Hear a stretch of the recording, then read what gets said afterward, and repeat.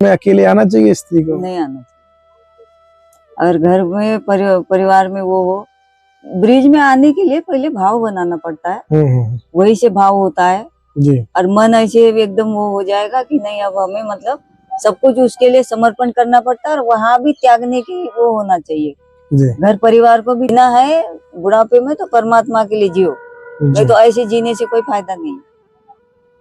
पूरी जिंदगी परिवार के लिए, संसार के लिए, रिश्तेदारों के लिए, ये वो क्या फायदा उसमें। सत्य में जीना है तो भाई परमात्मा के लिए दे थोड़ा समय, बाकी जो जीवन बचा है परमात्मा के लिए दे दो भाई, तुम्हारा तुमको समर्पित है, अब संभालो चाहे कैसे करो।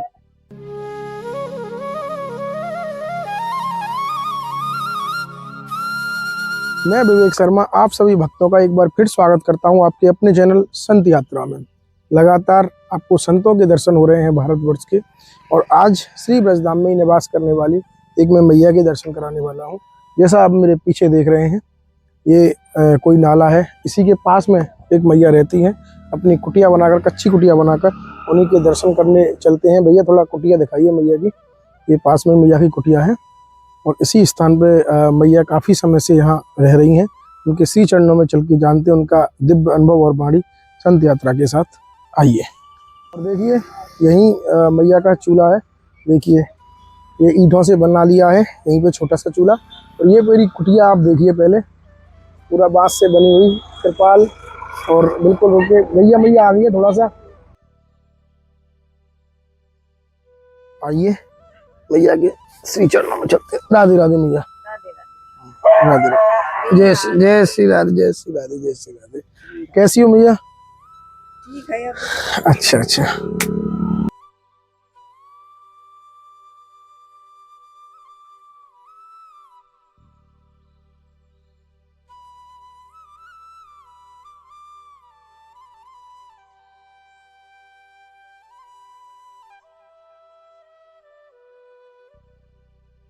तो मैया विशेषकर रात्रि में भजन पूजा पाठ में होता है।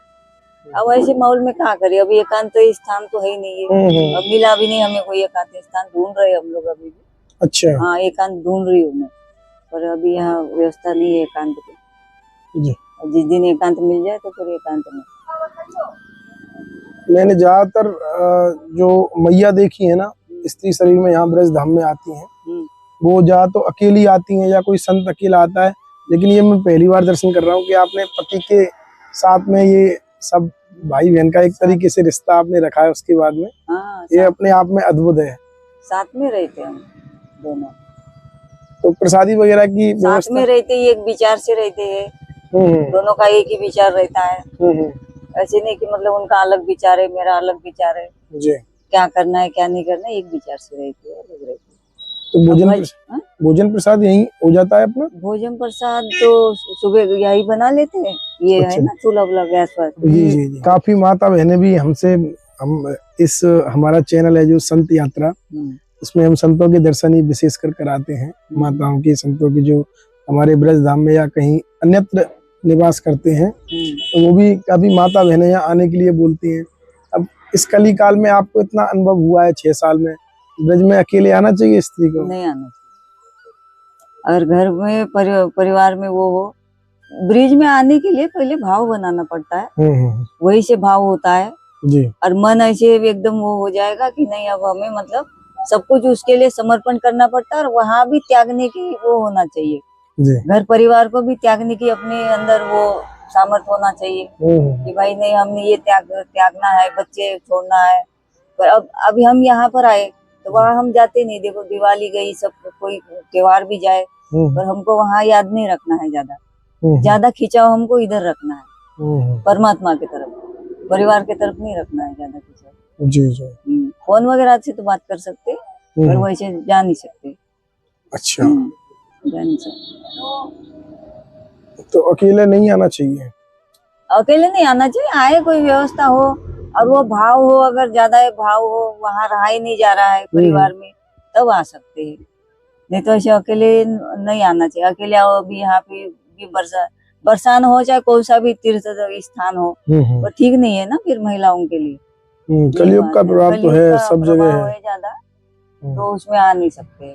आए तो फिर दोनों पति पत्नी आए। ऐसे दोनों पति में देखो कितने यहाँ पर ये पति थे तो परेशान होती हैं ज्यादातर। आप कह रहे हो पति पत्नी हाँ। आए। तो जैसे नर्मदा के किनारे भी देखो कितने पति पत्नी अपना रह रहे, कुटिया बना करके रह रहे। चित्रकूट है, ये अपने ये बहुत मुश्किल रहता है ना कि एक दूसरे का मन मिल जाए, ये बहुत मुश्किल है। मिल जाए, हाँ ये बात। क्योंकि ज्यादातर मैंने जो खुद से देखा है, ज्यादातर स्त्री पति को मतलब परेशानी जो भी उनका फैमिली वो रहता है उससे, लेकिन जैसे आपका मन और महाराज जी का मन मिला है, ये हम ऐसे रहते हैं, ये बहुत दुर्लभ होता है भैया। हाँ ऐसे तो हाँ होता है, दुर्लभ ही होता है वैसे। ये तो बात है। फिर वैसी महिला जो आती है तो फिर जैसे कहीं सेवा करने में आश्रमों में चली जाती है, तो लोग फिर वहाँ भी नजरिया बदलता है उनका, बिल्कुल दृष्टि बदल जाती है, फिर फायदा उठाने चाहते हैं। हाँ। तो ये होता है ना फिर दूसरी वैसी जगह का, तो ये होता है। इस वजह से महिलाओं को आना नहीं चाहिए, अपनी जैसी व्यवस्था है घर में वही करना चाहिए। अगर मजबूत व्यवस्था हो तो आना चाहिए बाहर, नहीं तो नहीं आना चाहिए। बिल्कुल सत्य। हाँ।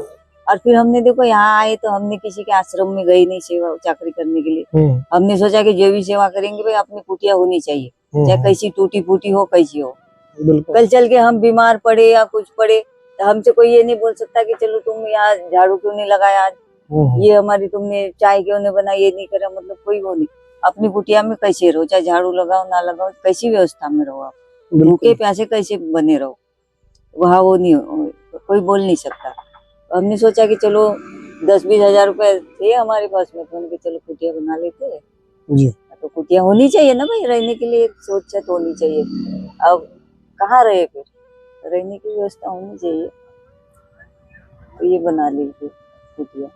तो मैं थोड़ा सा हमारे भक्तवृंद भी जो आपके दर्शन कर रहे हैं उनके लिए भी थोड़ा सा, जैसे आपने अभी बोला कि आपने सब विवाह शादी सब किया, बच्चे वगैरह हुए, उनकी शादी वगैरह करने के बाद में, और उसके बाद में लगभग 20 साल से आप वामप्रस्थ आश्रम में रह रही हैं। ये सब के लिए तो सुलभ नहीं है मैया, तो कोई ऐसा साधन यत्न के थोड़ा सा सभी भक्तगण भी अपने घर पे करते रहें, जिससे और निष्काम प्रेम हो भगवान के प्रति। निष्काम प्रेम बनाना पड़ता है अगर अपने जीवन का कल्याण जो चाहता है, और अपना जैसे मतलब ये मतलब भगवान से जिसको प्रेम है। अब देखो बुढ़ापे में प्रेम किससे करना चाहिए, परमात्मा से तो करना चाहिए। बिल्कुल। अब परिवार से हमने जीवन भर प्रेम किया, नाती पोतों से किया, पति से भी प्रेम किया, सबसे प्रेम किया, संसार वालों से प्रेम किया।